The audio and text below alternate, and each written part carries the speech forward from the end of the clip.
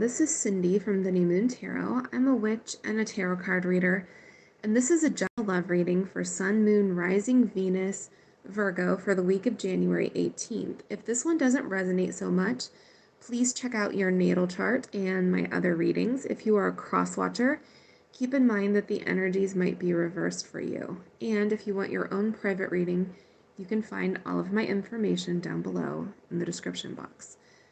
So, you had an ending with someone, or what you thought was an ending, but I don't think so. I think this is a break, and I'm going to tell you why. All right, this is your overall energy. We have the 10 of Swords. That's feeling hurt. It's feeling like it's over.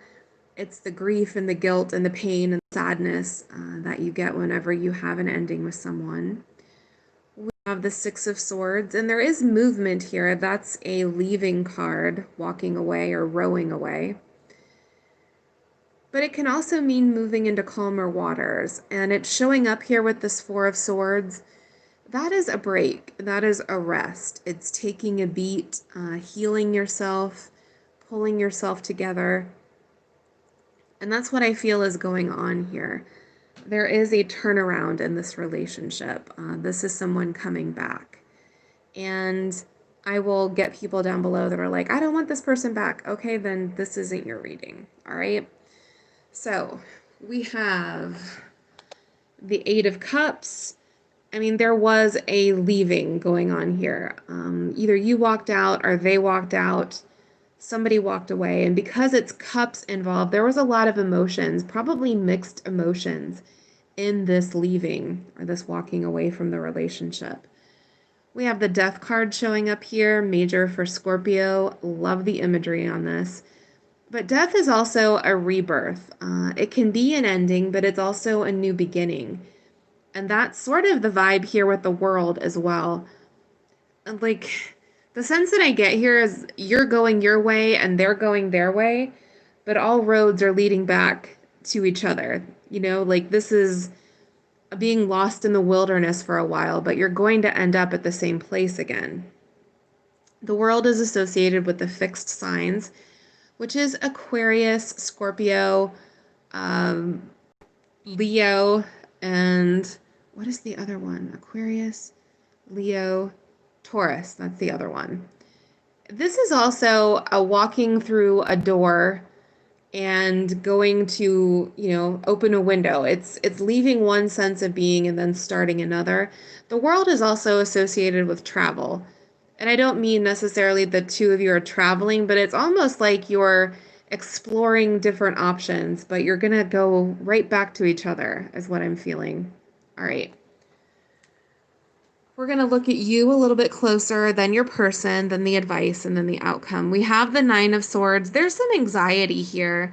There is a lot of contemplation, wondering about this leaving with the 8 of Cups there again. And we have the Ace of Wands in reverse, feeling like this is a missed opportunity. Feeling like all of the elements were here to build a very strong connection, but then it didn't end up going the way that you were wanting it to. And I think there's a lot of contemplation around that.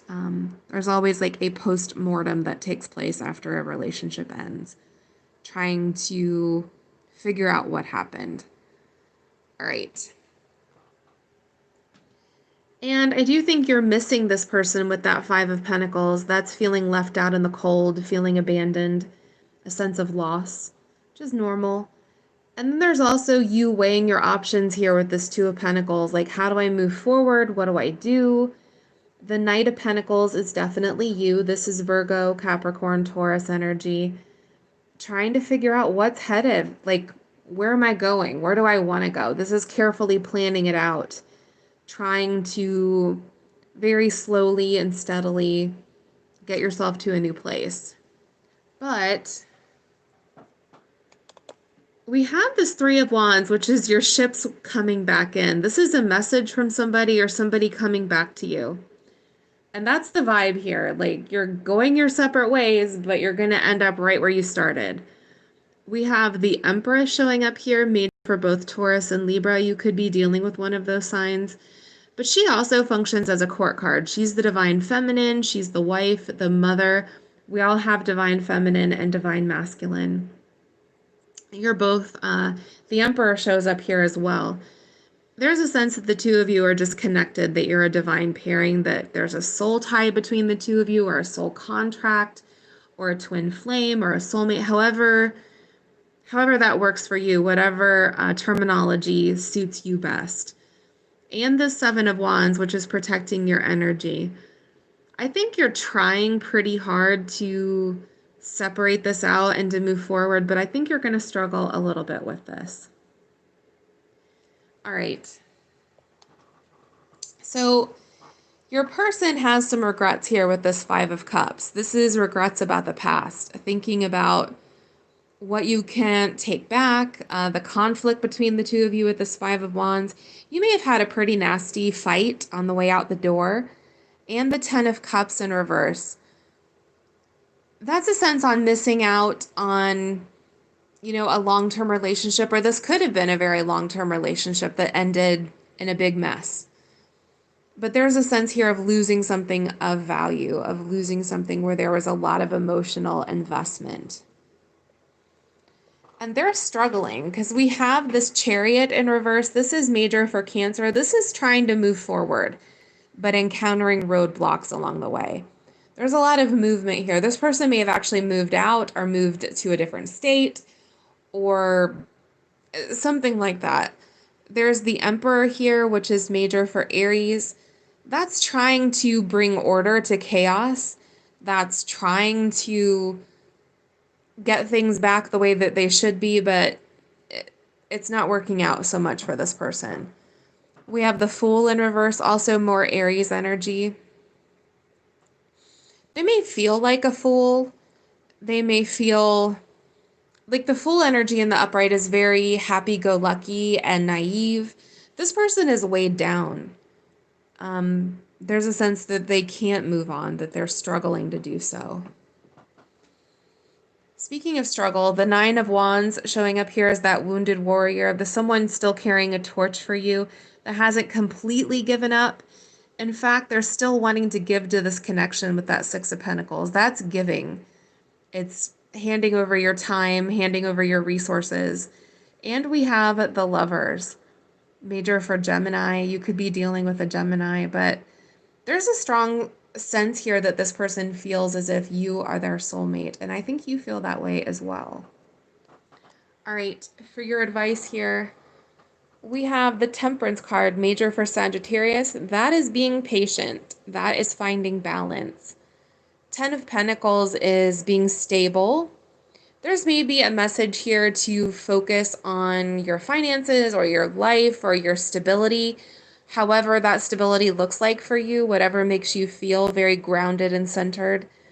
And the Four of Wands, there's a reunion coming. There is a higher level of commitment coming. How do I know that? Well, we have the Ring as your oracle card. Well, one of two. The ring is an offer. It's an engagement ring. It's stability. It's union. It's taking things to the next level with this person. And we have the Anchor here.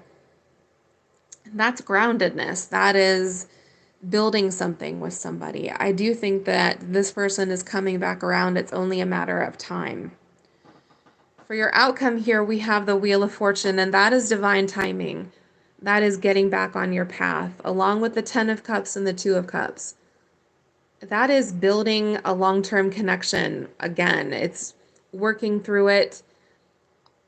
Basically, all roads are leading to this other person, and they're feeling this way about you. They're headed back home eventually, and so are you. So let me know down below if this resonated or not. Please like and subscribe, since I do free weekly readings here on YouTube. If you would like your own private reading, you can find all of my information down below in the description box. All right, blessed be. Have a good week.